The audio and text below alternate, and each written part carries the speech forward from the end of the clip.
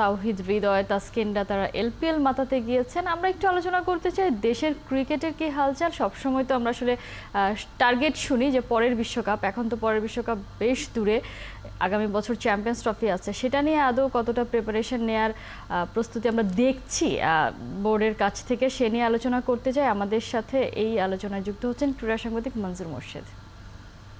মনজুর মোর্শেদ, শুভ সকাল, স্বাগত একাত্তরের খেলাযোগে। প্রত্যেক বছর তো বিশ্বকাপ খেলে আসার পরে আমরা শুনি যে একটা ইভালুয়েশন হবে, এবার কি সেরকম কিছু শুনতে পাচ্ছেন কিনা? এবার তো বরং আমরা শুনতে পাচ্ছি যে ইতিহাস সেরা বিশ্বকাপ খেলেছে বাংলাদেশ, সে কারণে তাদেরকে বরং বোনাস দেয়া হবে। এই বিষয়টা কিভাবে দেখছেন? আর আপনার আদৌ মনে হয় কি না যে যেভাবে এগোচ্ছে তাতে আমরা আসলে কখনোই আমাদের টার্গেট যে সেমিফাইনাল খেলবো, ফাইনাল খেলবো, এই জায়গায় আসলে টার্গেট সেট করতে পারবো? শুভ সকাল কনা। আমার মনে হয় যে বাংলাদেশের ক্রিকেটের যে শক্তির জায়গা, সবচেয়ে শক্তিশালী জায়গা, সেটা হচ্ছে ফ্যান বেস, বিশাল fan base, tiger fan base. তো টাইগার ফ্যান বেসের যে আবেগ, তাদের যে স্বীকৃতি, সেটাকে আবার স্বীকৃতি দেয় না বিসিবি। তাই যদি দিত, তাহলে কিন্তু তাদের স্টেটমেন্টে একদম ক্লিয়ারলি প্রকাশ পেত যে বাংলাদেশ এই টি-20 বিশ্বকাপে ব্যর্থ হয়েছে। তারা কিন্তু সেটা বলছে না, যে তারা খুশি নয়, কিন্তু দল যেহেতু সুপার 8-এ খেলেছে, তারা এটাকে সফল বিশ্বকাপ বলে দাবি করছে। এবং প্রথমবারের মতো বাংলাদেশ একেবারে মূল পর্বে 3টা ম্যাচ জিতেছে। সুতরাং এইটা একটা সফল আসর হিসেবে তারা দেখতে চায়, এবং সেটা সেই ক্লিয়ার মেসেজ কিন্তু তারা দিয়ে দিচ্ছে। তো যেটুকু তারা খুশি নয় বলছে, সেটাও বলছে কিন্তু ওই দর্শক প্রতিক্রিয়ার চাপে। তো বাংলাদেশ কি ধরনের ডিসমাল ক্রিকেট খেলেছে এবং বাংলাদেশের ক্রিকেটটা কোথায়, বাংলাদেশ কতদূর যেতে পারে, বাংলাদেশ কোথায় দাঁড়িয়ে, সেই জিনিসগুলো কিন্তু একেবারে পরিষ্কার হয়ে গেছে এই বিশ্বকাপে। এবং সেখানে আমরা দেখতে পাচ্ছি যে বাংলাদেশ দলে পারফর্মারের প্রচন্ড প্রচন্ড রকম অভাব, এবং বাংলাদেশ ক্রিকেট বোর্ড ফেল করেছে প্রতিভা তৈরি করতে, খুঁজে পেতে, এবং বিশ্বমঞ্চে খেলার মতো ক্রিকেটারের সংখ্যা কিন্তু দিন দিন কমে আসছে। আর যেটা হয়েছে যেটা হচ্ছে যে সিনিয়র যারা দীর্ঘদিন ধরে যারা খেলছেন, তারা কিন্তু একেবারে এই যে অপটিমাম লেভেলের যে সার্ভিসটা, সেটা দিতে ব্যর্থ হয়েছেন, এবং তারা সেটা ভবিষ্যতে দিতে পারবেন কিনা সেটাও একটা প্রশ্নের মধ্যে রয়ে গেছে। দেখেন, একজন ক্রিকেটার যখন তার পিকে থেকে রিটায়ারমেন্টে যান, তখন দেখতে ভালো লাগে। একসঙ্গে 3জন ক্রিকেটার, রোহিত শর্মা, বিরাট কোহলি, রবীন্দ্র জাদেজা, তারা ইন্ডিয়াকে প্রচুর দিয়েছেন, এবং তারা চ্যাম্পিয়নশিপটা নিয়েই তারা কিন্তু রিটায়ারমেন্ট কল করেছেন। ডেভিড ওয়ার্নার আগে থেকেই ঘোষণা দিয়েছিলেন যে এই বিশ্বকাপটা অস্ট্রেলিয়ার হয়ে টি-20 তার শেষ, এবং তিনি দেখেন অস্ট্রেলিয়া ব্যর্থ হলেও তিনি কিন্তু বিদায় নিয়ে চলে গেছেন। নতুন নিউ ব্লাডকে আপনার স্বাগত জানাতে হবে, তাদেরকে জায়গা করে দিতে হবে। এবং ক্রিকেট হচ্ছে একক খেলা, এটা টেনিস না, এটা দলীয় খেলা। দলীয় সংহতিটা খুব গুরুত্বপূর্ণ, শৃঙ্খলা খুবই গুরুত্বপূর্ণ, ডিসিপ্লিন খুবই গুরুত্বপূর্ণ। সুতরাং আপনি যদি দলে 1-2 জন ক্রিকেটারকে একেবারে আকাশ সমান সুবিধা দেন, বাকিদেরকে ডিসিপ্লিনের মধ্যে রাখতে চান, তাহলে সেই দল কখনো শৃঙ্খলাবদ্ধ হয়ে সেরা পারফরমেন্সটা দিতে পারবে না। গ্লিমস হয়তো থাকবে, চমক দিবে তারা, কিন্তু পারফরমেন্স, একতাবদ্ধ পারফরমেন্স আপনি পাবেন না, সেরা পারফরমেন্স আপনি পাবেন না। এই আইপিএল সিজনে আমরা দেখেছি যে বিরাট কোহলি কিছুটা পারফর্ম করেছেন, রোহিত শর্মা একেবারে পারফর্ম করতে পারে, তারপরেও কিন্তু ইন্ডিয়ান ক্রিকেট বোর্ড তাদেরকে দলে রেখেছিল, তাদের হাতে দায়িত্ব দিয়েছিল। ইভেন এই 2জন মিলে কিন্তু ওপেন করেছেন। এবং আপনি দেখেন যে বিরাট কোহলির উপর বিশাল চাপ ছিল, পুরো টুর্নামেন্ট ধরে তিনি 75 না 76 রান করেছিলেন, ফাইনালে এসে একটা দুর্দান্ত ইনিংস খেলে ফেললেন। তো বড় ক্রিকেটাররা এভাবে পারফর্ম করে, কোনো না কোনো ওয়েতে দলকে সার্ভ করে। তো সেই জিনিসটা কিন্তু আমরা দেখছি না আমাদের যারা বড় ক্রিকেটার, আমাদের যারা অভিজ্ঞ ক্রিকেটার। তো আমি যেটা মনে করি যে সরে যাওয়াই তাদের সবচেয়ে বুদ্ধিমানের কাজ। এবং সেবক যেটা, বীরেন্দ্র সেবক যেটা বলেছেন, যে বাংলাদেশ ক্রিকেট বোর্ডের উচিত নতুন ব্লাড নিয়ে আসা। তারা যদি দিনের পর দিন ব্যর্থ হয়, তাতেও বাংলাদেশ এক ধরনের সান্ত্বনা খুঁজে পাবে যে এরা একদিন পারফর্ম করবে। তো সেই জিনিসটা এখন আসলে ভেবে দেখার, বা সেইটা আসলে অ্যাক্টিভেট করার, অ্যাক্টিভলি সেটা সামনে নিয়ে যাওয়ার একটা সময় বাংলাদেশের ক্রিকেটের জন্য এসেছে, এবং সেটা করা উচিত। না হলে বাংলাদেশের ক্রিকেটটা আরো পতনের দিকে যাবে। কখনো কোনো একজন ক্রিকেটারের উপরে, কোনো 2জন ক্রিকেটারের উপরে, কোনো 4জন ক্রিকেটারের উপরে একটা গোটা দেশের ক্রিকেট ভবিষ্যৎ নির্ভর করে থাকতে পারে না। এবং সেটা যদি হয়, তাহলে তারা সুবিধাটা নেন, সুযোগ নেন, এবং পুরো দেশের ক্রিকেট সেটা তলানিতে চলে যায়। শৃঙ্খলা নামের শব্দটা তখন আসলে অলীক হয়ে যায়। তো এই বিষয়টা আসলে কখনোই কোনোভাবেই কাম্য নয়, না। নিশ্চয়ই আপনি বলছিলেন যে কারোর উপর বেশি ভরসা করলে সেটা আসলে কোনো ভালো ফল দেয় না, বা ক্রিকেটারদের সরে যাওয়ার যে এক্সাম্পলটা আপনি দিলেন, নিশ্চয়ই শুনেছেন বিরাট কোহলি যখন আসলে বলছিলেন তার রিটায়ারমেন্টের ঘোষণাটা দিয়েছেন, তিনি তখন বলছেন নতুনদেরকে সুযোগ করে দেওয়ার জন্য, কারণ তিনি খুব ভালো করেই জানেন এখন বসে আছে ইয়াশাসবি জয়সওয়ালের মতো ওপেনার আছে, তিনি চলে গেলেও কোনো সমস্যা নেই, বা তার কারণেই হয়তো জয়সওয়ালকে ইন্ট্রোডিউস করতে পারেনি, কিংবা আমরা রিঙ্কু সিংকে দেখে আসছি, সঞ্জু স্যামসন বসে আছে আসলে খেলতেই পারছে না, সুযোগ পাচ্ছে না। আর বাংলাদেশে আসলে রিপ্লেসটা কে করছে? লিটনকে রিপ্লেস করছে সৌম্য সরকার, আরেকজন আউট অফ পারফর্মার, মানে তারা আসলে পারফর্মই করতে পারে না এমন কেউ রিপ্লেস করে। তো আমাদের ক্রিকেটাররা মানে এই দায়টা আসলে দুই পক্ষেরই কিনা। প্রথমত বোর্ড তো আসলে পারছে না ব্যাকআপ তৈরি করতে, দ্বিতীয়ত যে ক্রিকেটাররা তারা আসলে পারফর্ম করতে পারছে না এবং তাদের কাছ থেকে হয়তো আর খুব বেশি দিন কিছু পাওয়ারও নেই, তারাও আসলে নিজে থেকে সরে যাচ্ছে না। এই ব্যাপারটা আসলে কিভাবে দেখেন? আমি যদি ক্রিকেটারদের পয়েন্ট অফ ভিউ থেকে বলি, তবে দোষ তাদেরও রয়েছে। আপনি দেখেন যে এই বিশ্বকাপের সর্বোচ্চ রান সংগ্রাহককে রহমানুল্লাহ গুরবাজ, ইব্রাহিম জাদল বোধহয় নাম্বার 3 আর 4 পজিশনে রয়েছে। আপনি এখানে সর্বোচ্চ উইকেট শিকারী হচ্ছে ফজল হক ফারুকের মতো একজন পেসার, এরা সবাই আফগানিস্তানের। আপনি দেখেন রশিদ খান গুরুত্বপূর্ণ মামলায় দুর্দান্ত সব ক্যামিও খেলেছেন, দুর্দান্ত ব্রেক থ্রু দিয়েছেন বল হাতে, খুব ইফেক্টিভ একজন ক্রিকেটার। তারা নিজের দেশে কখনো ক্রিকেট খেলতে পেরেছেন? তারা খেলেছেন একেবারে প্রবাসী ক্রিকেট খেলে, তারা আফগানিস্তান দলটাকে তৈরি করেছেন, তারা এখন সেমিফাইনালও খেলে ফেলবে।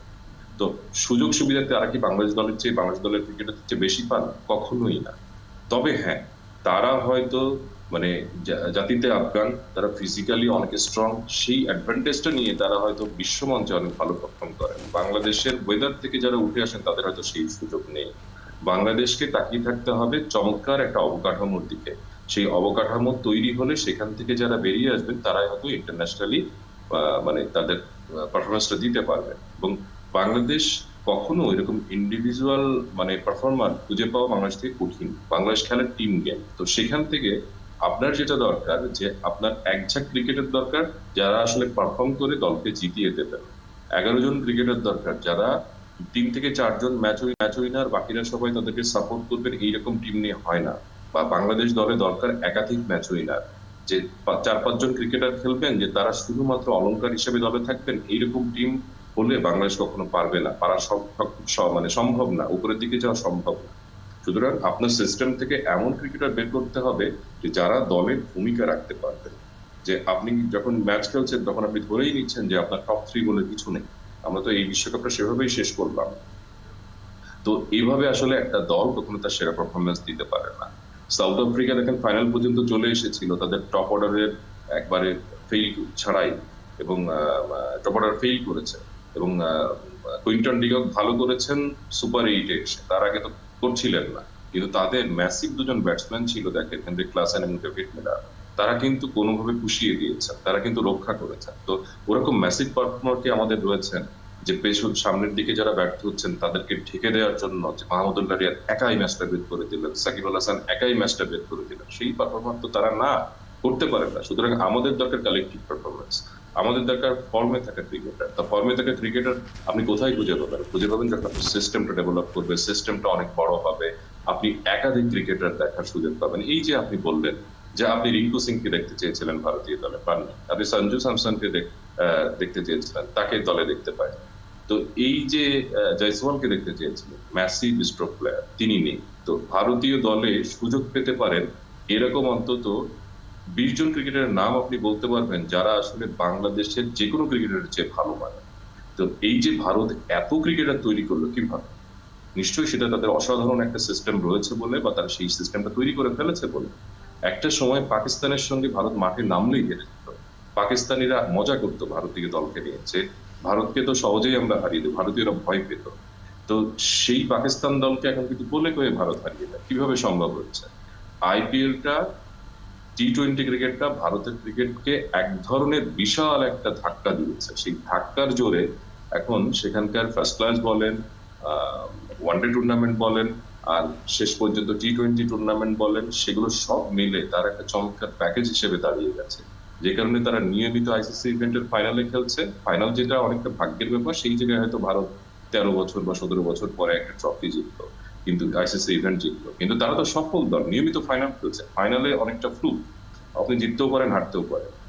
তো সেই জায়গাতে আপনার চাপে তারা ভেঙে পড়তো, এবার তারা জিতে গেছে। চাপের মুখেও তারা কিন্তু জিতে গেছে। যখন 30 বলে 30 দরকার ছিল, কেউ ভাবেনি ভারত এই ম্যাচটা জিতবে, দক্ষিণ আফ্রিকা প্রথমবারের মতো বিশ্বকাপ জিতবে, এটা সবাই ভেবে নিয়েছিল। সেখান থেকে কিন্তু রোহিত শর্মা তার দলকে জিতিয়েছে। তো এই যে চাপ জয় করতে পারা, পারফর্ম করা, ম্যাচ শেষ করা, এই জিনিসটাই তো মারাত্মক অভাব বাংলাদেশের ক্রিকেটারদের। একটা বিপিএল হয়, সেখানে কয়জন বাংলাদেশি ক্রিকেটার খেলতে পারে বলেন তো? 40 থেকে 45 জন ক্রিকেটার খেলতে পারে। তো আপনার জাতীয় দলের ক্রিকেটারই তো 25 জন।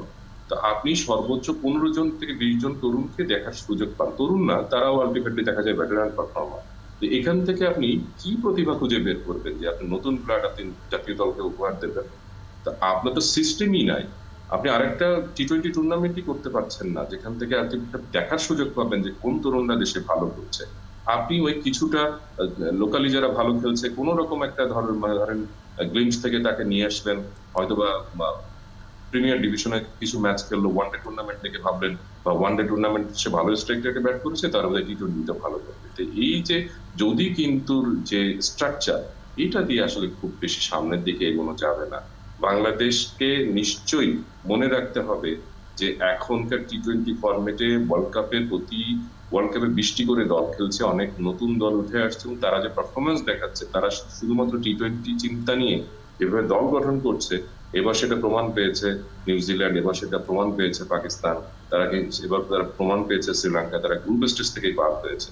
বাংলাদেশ কিন্তু এই দলগুলো চেয়ে মোটেও শক্তিশালী দল নয়। ভাগ্য গুণে বাংলাদেশ বেঁচে গেছে সুপার 8। বাংলাদেশ তো যেটা আসলে আমরা দেখলাম যে কোনো ম্যাচ না জিতেও তারা লাস্ট পর্যন্ত সেমিফাইনালের রেসেও টিকে ছিল। মানে বাংলাদেশ এত লাকিয়েস্ট একটা টিম, তারপরেও আসলে সেখান থেকেও তাদেরকে খালি হাতে ফিরে আসতে হয়। ছোট্ট করেই জানতে চাইবো মনজুর মোর্শেদ, আমরা তো ক্রিকেটার এবং প্রসেস নিয়ে কথা বলছিলাম, কোচিং এর জায়গাটা আসলে ঠিক কতটা গুরুত্বপূর্ণ? রাহুল দ্রাবিড় 2021-এ জয়েন করেছেন, এরপর থেকে আসলে তিনি তিনটা আইসিসি টুর্নামেন্টের ফাইনালে খেলিয়েছেন তার দলকে, একটাতে তো চ্যাম্পিয়নই হয়ে গেছেন।